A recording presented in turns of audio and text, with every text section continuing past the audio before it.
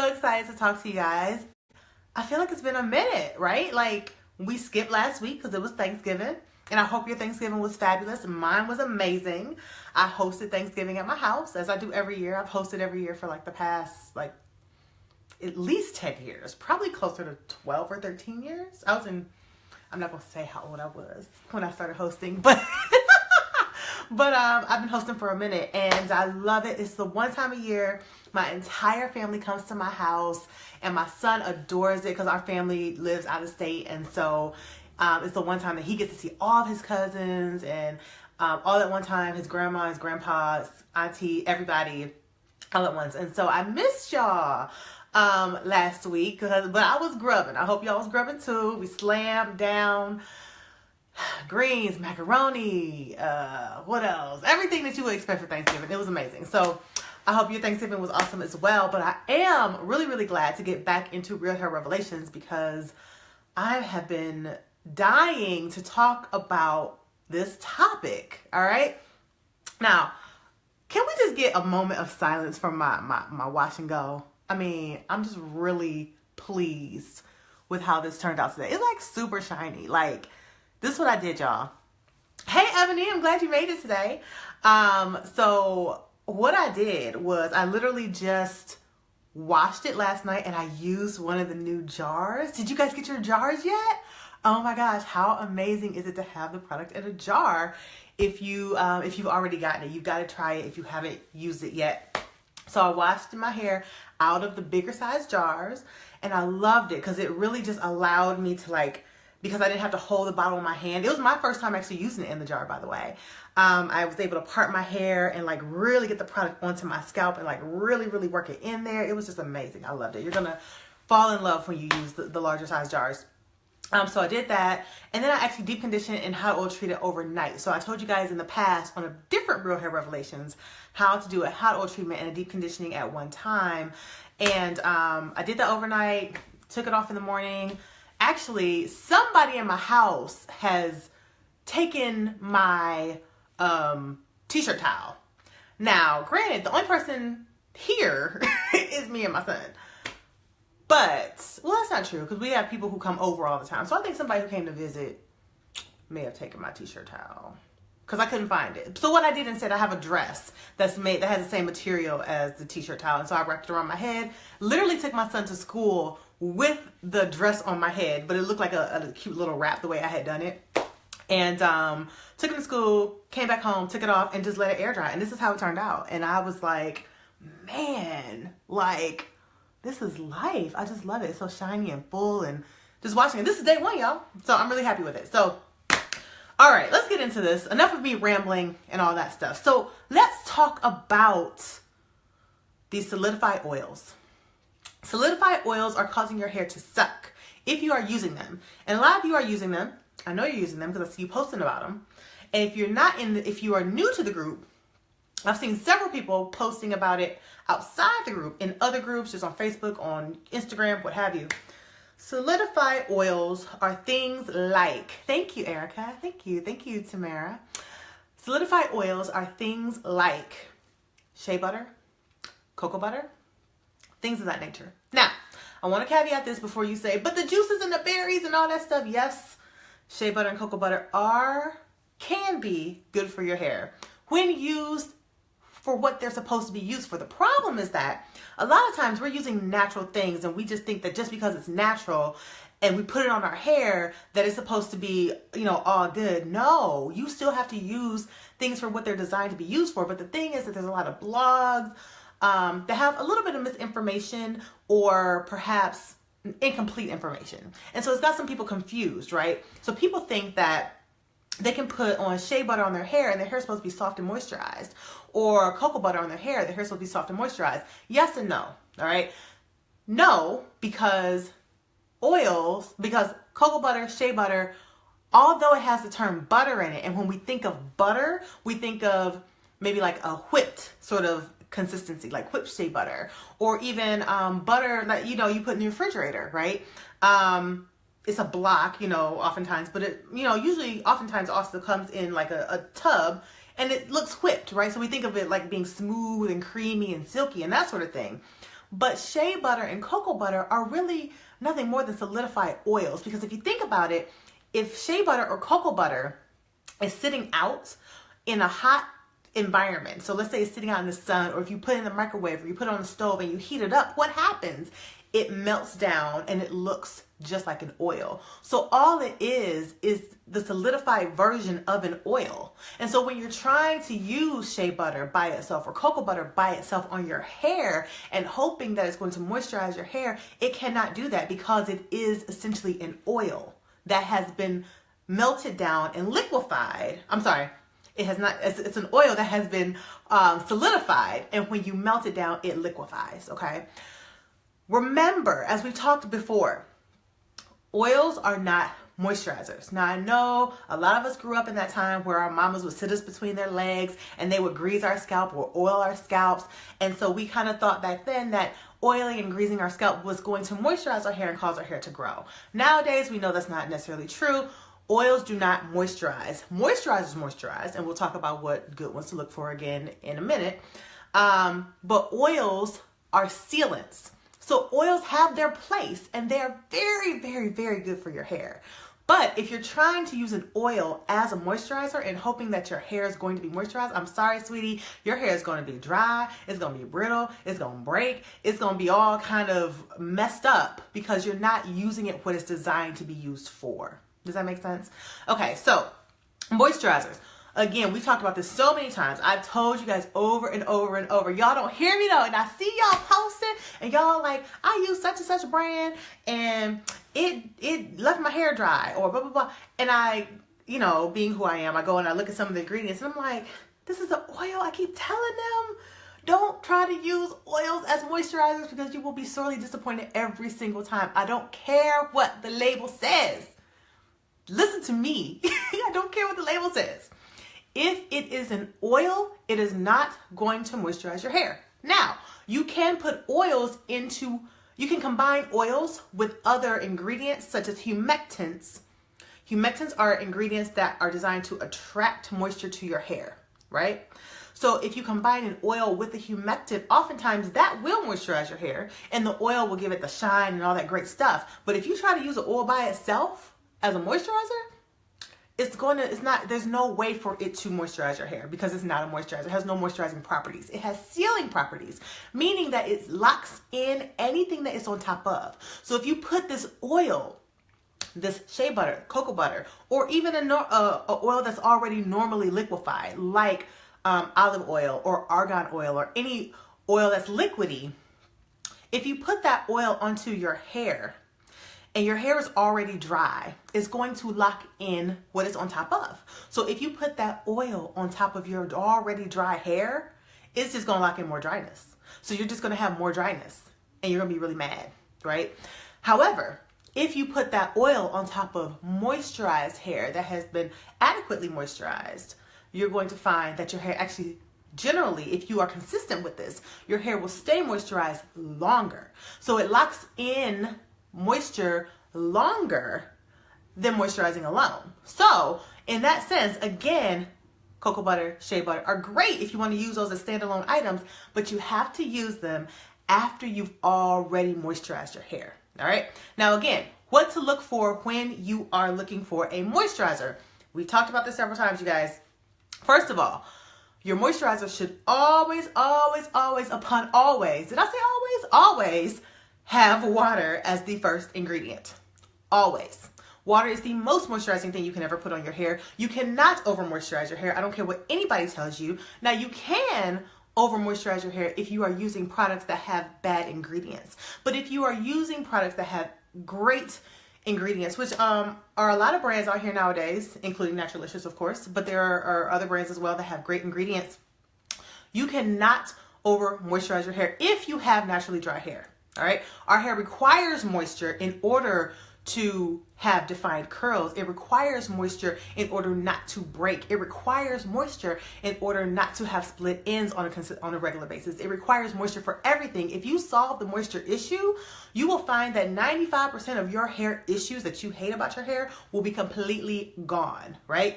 Dryness, brittleness, breakage, split ends, some forms of shedding, what else? The little knots you get at the ends of your hair can all be attributed to lack of adequate moisture.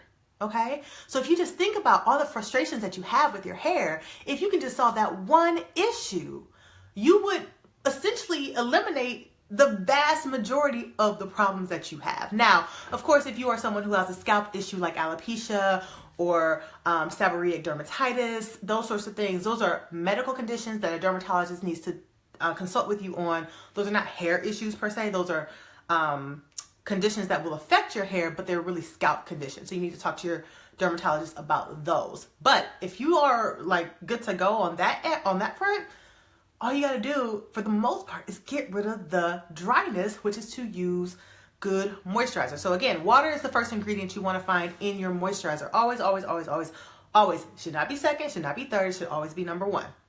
The second thing is you always want to make sure that there is no mineral oil in your hair product. Mineral oil, as we've discussed before, is a byproduct of when they distill gasoline from crude oil. So when they take those two things apart, so literally crude oil that's like in the Middle East and they like dig up and like people get rich off of it, that stuff, you know, they make gasoline out of that we put into our cars, right? Kerosene, all that. When they separate those two, what's left over is mineral oil. Mineral oil is actually less expensive to sell off to another company, such as a cosmetic company, than it is to dispose of. So if something is expensive to dispose of, generally that means for the most part that it's relatively toxic, right? I remember when we were replacing my air conditioning unit and the Freon or whatever that's in there, we had to call a special like company to come and take that machine, take that old air conditioning unit out because it was a hazard to the environment or what have you, right? And it costs a lot of money to have that removed. So imagine that same thing happening with the product that you're putting onto your hair, right? Like it's toxic, and it's not good, right? But you can buy it and it's available, right? But a lot of times these things are pennies on the dollar because the gas companies are just trying to get rid of it, right? So they're selling like barrels of this for literally pennies on the dollar. And you'll find it in a lot of hair products because it's cheap, but it also does no good to your hair. It literally blocks moisture, right? And I just discussed, moisture is the thing that you desperately need in your hair products, right? Moisture, moisture, moisture, and more moisture.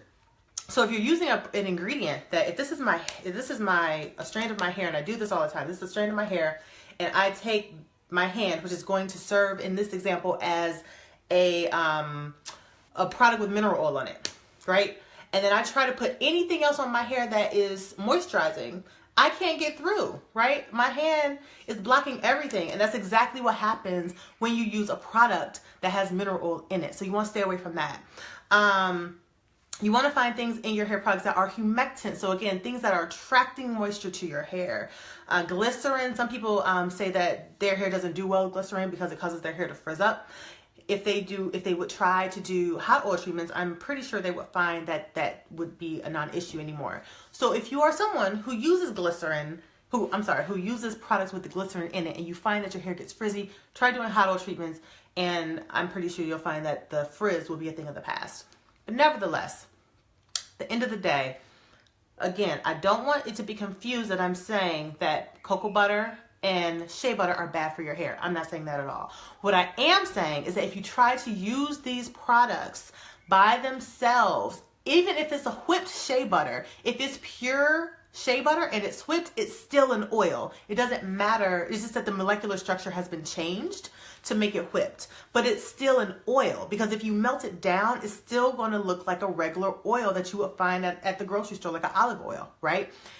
Whether it's whipped or not, if it's in block form, if it is whipped, it is still an oil. And an oil cannot moisturize your hair no matter what anybody tells you. All right? You've got to moisturize your hair first. Just like we just talked about. If you missed that, you can check the replay. Also, I've talked about what to look for in moisturizers even more extensively in other Real Hair Revelations. If you're in the group, you can just search for Real Hair Revelations. You will find all my videos pop up and you will be able to find it. If you are not in the group, you need to join the group so that you can find those videos and you can get your life on how to care for your hair 100% and just love the God-given beauty that you've been given. All right. So stop using shea butter, cocoa butter by themselves and hoping that they're going to moisturize your hair. Yes, they're great. They're fantastic for your skin. They're fantastic for your hair, but only when used as they are supposed to be used. Always remember the LCO method. Liquid first, cream, then oil. As we've discussed, and I feel like I need to say this one more time, as we've discussed, the LOC method, it sounds good, it's easy to say, it's catchy, lock method, right? But when you do LOC, we all know that liquids and oils, water and oils don't what? Mix. This is third grade science, right? Water and oils don't mix. They sit on top of each other, right? So if you are doing the LOC method and you're doing your liquid, your oil, and your cream in that order, your liquid is generally going to be probably a leave-in conditioner, or it might be literally just water from you washing your hair, right? So you've got that. But we all know that the liquid, the water, is going to evaporate because that's what liquid water does, right? Water evaporates. So the water is going to evaporate from your hair. So now you got the oil, right? And you're putting your oil, remember, oils lock in whatever they're on top of. So if you put the oil on top of your dry hair, what are you locking in?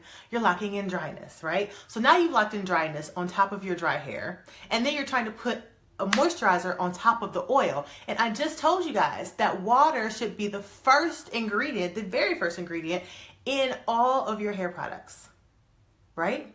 So, I'm sorry, not all your hair products, all of your moisturizers. So but oil and water don't mix. So if you've got oil on top of dry hair, and then you've got a moisturizer, which is water-based, on top of an oil, it's just going to sit there. There's no way for it to penetrate because science tells us that oil and water don't mix. It kills me when I see these people say, well, it doesn't matter what science says, not everything works for everybody. It's like, what? This is science. Like, this is not like debatable. Like, oil and water don't mix. This is why so many people who are doing the lock method have challenges. Now, some people who do the lock method swear by it, and to each his own. But the vast majority of people who do it say a lot of times that it's not working for them. So I encourage you to try this LCO because liquid and oil don't mix. However, we know that oils lock in whatever they're on top of. So let's backtrack. Let's say you're doing your hair, you wash your hair. So you've got the water in your hair. The water's going to evaporate because that's what water does, right? So that's going to evaporate. Next thing you do, you put the cream, LC, so the C is your cream. You're gonna put the cream on your hair. The cream is your moisturizer, right? It's got all the humectants, it's drawing moisture to your hair is on fleek, your curls are popping, all that sort of stuff, right? So you got the cream on your hair. Then you're going to put the oil on top of your cream. We just said oil and water don't mix, but oil locks in whatever it's on top of. So if you've got moisturized hair and you put that oil on top of that moisturized hair, what are you locking in, ladies and gentlemen? We're locking in moisture, right? And that's what we want. We want to lock in moisture because the longer we lock it in, the less chance we have of breakage, brittleness, dryness, shedding, split-ends. We could just go on and on and on about all the things that will be eliminated if we are doing this. Now, the key is to make sure that you are moisturizing your hair proactively. Do not wait until your hair is bone dry to start trying to moisturize it, okay? Because you're already kind of like on track for breakage. You've got to be proactive. So please do not go a whole week or two without moisturizing your hair, babes. You've got to try and do it at least, I would say, there's no shame in doing it every day. Every other day at the latest, at the most, right? If you've got bone, super dry hair, you can totally moisturize twice a day. When I first went natural, I moisturized my hair once in the morning and once at night. Now, the nice thing about moisturizing is that moisturizing, and I always use analogies of hair and diet and exercise, right? When you think about when you first start to work out or start a new exercise regimen, right? When you first start working out, you kind of, if your body is like mine, you kind of have to be on it, right? You can't have cheat days. You can't be binge eating one day and then eat well the rest of the week and expect to lose, 4 pounds or 2 pounds or whatever by the end of the week. You kind of have to be on point in the beginning all the time, 100%. You got to be committed to it. But once your body gets used to eating clean and eating well and not getting a bunch of junk fed to it, and it's used to your metabolism being raised from exercising on a consistent basis, exercising on a consistent basis, your body will kind of keep that high metabolism level up. So you can have that like cheat meal or whatever, what have you every now and then, right? But you can't do that in the beginning. But as your body gets used to receiving these sorts of things, it's going to keep that high level of performance up. Same thing with your hair, right? So if you start out, you may have to moisturize twice a day. You may have to moisturize every single day, and that's okay, right? But once your hair gets used to receiving that moisture and it knows that it's going to keep getting it, it's not going to suck it up so much anymore. So you will probably be able to go from moisturizing twice a day to maybe moisturizing just once a day, or maybe even moisturizing every other day, right? You more than likely will not have to moisturize twice a day for the rest of your life, provided you are consistent in the beginning with your new regimen. So don't be afraid. Again, you cannot over moisturize if you are using good ingredients on your hair. All right. So I hope this solves some mysteries for some of you guys. Again, solidified oils are still oils. Shea butter, cocoa butter, any sort of quote unquote butters that we generally use on our hair. Again, doesn't matter if they're whipped, doesn't matter if they are solid, or even if they're liquid, they're still oils and they cannot moisturize your hair. Use them in the order that they are supposed to be used in, and you will find that you get better results. So if you guys have questions, leave them below, and I'll talk to you guys soon. Mwah! Bye.